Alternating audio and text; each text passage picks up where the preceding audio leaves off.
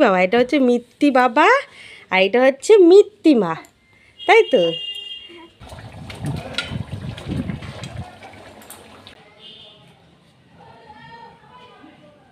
পা তুলে দিচ্ছে, পা দিয়ে নেমে যাবে এখন নিচে।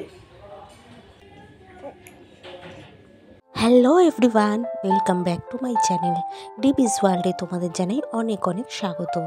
আজ হলো সোমবার, সকাল 6টা মতো বাজে। ঘুম থেকে উঠেই আমি একটু ছাদের দিকে গিয়েছিলাম যে জামা কাপড় মেলবো বলে, দেখি ওয়েদারের খুব খারাপ অবস্থা, তার মেললাম না, এসে না আবার শুয়ে পড়েছি। তারপর যখন উঠলাম তখন দেখি ঘড়িতে 9টা মতো বাজে। তো উঠেই আগে ঝটপট করে মেশিনের মতো সমস্ত কাজকর্মগুলো করে নিলাম, বাসি বাসন, ঘর দৌড় সমস্ত কিছু ক্লিন করে নিয়ে এই সমস্ত করতে করতে প্রায় 10:30 মতো বেজে গেছে। তারপর বাবুকে তেল মাখিয়ে দিলাম, তেল মাখিয়ে স্নান করিয়ে দিয়েছি। তো এখন ওকে জামা পরাবো। তো এখন বাজে কিন্তু মোটামুটি 11:30 মতো বাজে। ওকে আমি 11:30 থেকে 12টার মধ্যে পুরো রেডি করিয়ে রাখি। তো দেখো স্নান হয়ে গেছে, এখন বাবুকে জামাটা পরিয়ে দেব। একটু হালকা হালকা ঠান্ডা আছে, তো তাই জন্য একটু ফুল স্লিভ পরাচ্ছি। আজকের ভিডিওতে আমি তোমাদের সাথে শেয়ার করব বাবুকে আমি কি মেডিসিন দিই, মানে ওরাল মেডিসিন। এটা ওর 1 ইয়ার অবধি চলবে, ডক্টর প্রেসক্রাইব করে দিয়েছে। তো প্রথমে তো একটা মেডিসিন বাদ হয়ে গেছে, ওটা 3 মাস অবধি খাইয়েছিলাম, 3 মাসেরই ছিল, 3 মাস পর বন্ধ করে দিয়েছি। তারপরে এখন যে ও 2টো মেডিসিন চলে, ওই 2টো মেডিসিন আপ টু 1 ইয়ার অবধি ওর চলবে। এখন বাবুর হচ্ছে 5 মাস বয়স, মানে সবে ও 5-এ পড়লো, এখনও কমপ্লিট হয়নি। 3 মাস পর্যন্ত ওর শুধু ক্যালসিয়ামের মেডিসিনটাই চলতো। তো কিন্তু 3 মাস অবধি ক্যালসিয়ামের যে ওষুধটা ছিল সেটাই খেয়েছে। আর এখন হচ্ছে ওর যে ওষুধগুলো চলে সেটা হচ্ছে ভিটামিন D3 আর জিঙ্কোভিট। আমি প্রথমে বাবুর জন্য জনসনস বেবি ক্রিমটা ইউজ করতাম, তো ওটা ফিনিশ হয়ে যাওয়ার পর হিমালয়াটা ইউজ করছি। তো আমি দেখে নিচ্ছি কোনটা ভালো, তো জনসনস বেবি না হিমালয়া।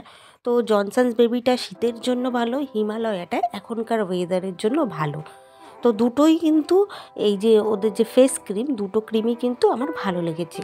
তো খুব যখন ঠান্ডা পড়বে তখন আমি বলবো জনসনসের ক্রিমটা লাগাতে। আর এই যে এখন ওয়েদারটা, মানে স্পেশালি গরমকালের সময় হিমালয়াটা ইউজ করার জন্য। তো এই হিমালয়ার ক্রিমটা ইউজ করলে কি হয়, এটা বেশ মানে চ্যাটচ্যাটে নয়, বেশ সুন্দর, ভালো, সফট।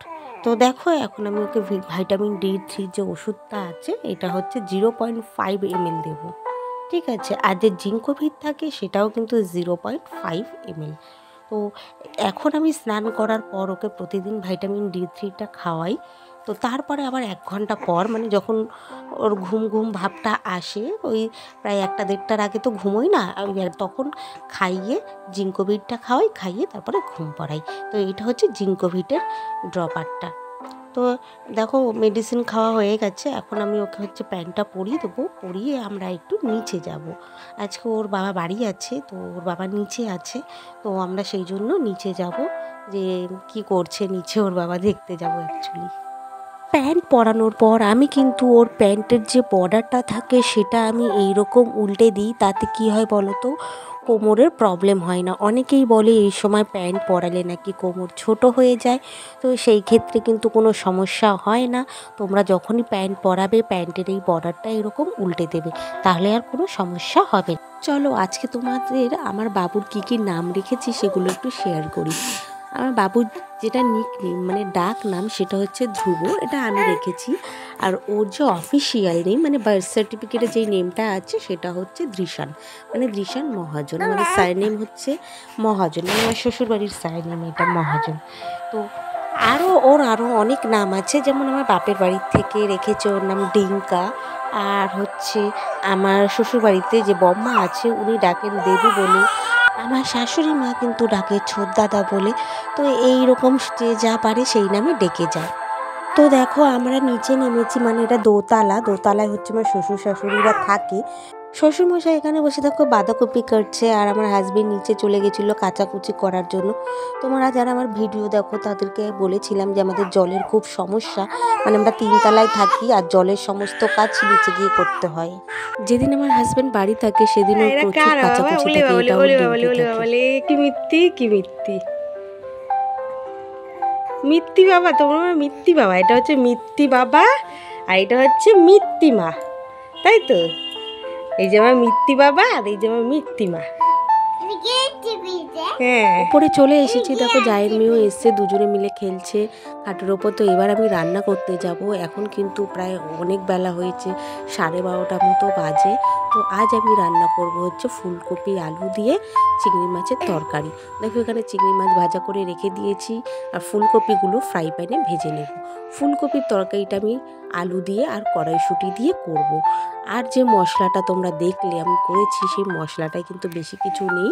আছে হচ্ছে আদা, জিরের গুঁড়ো, ধনের গুঁড়ো, লঙ্কার গুঁড়ো আর টমেটো। তো সবগুলো আমি মিক্সার গ্রাইন্ডারে পেস্ট করে নিয়েছি। আমি সব সময় যে পাউডারগুলো মানে জিরে পাউডার আর ধনিয়া পাউডার যেগুলো থাকে সেগুলো কিন্তু আমি একবারে মিক্স করে নিই। তো সবগুলো একসাথে মিক্স করে নিয়ে তারপরে আমি রান্নায় ইউজ করি।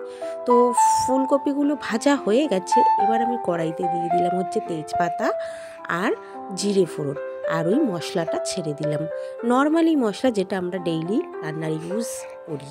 তো দিয়ে দিলাম চিংড়ি মাছগুলো আর এখানে আমি একটা কাঁচা টমেটো ইউজ করেছি। এই কাঁচা টমেটোটা কিন্তু আমি আমার বাপের বাড়ির থেকে যে জমি ছিল ওই জমি থেকে তুলে নিয়ে এসেছিলাম 3খানা।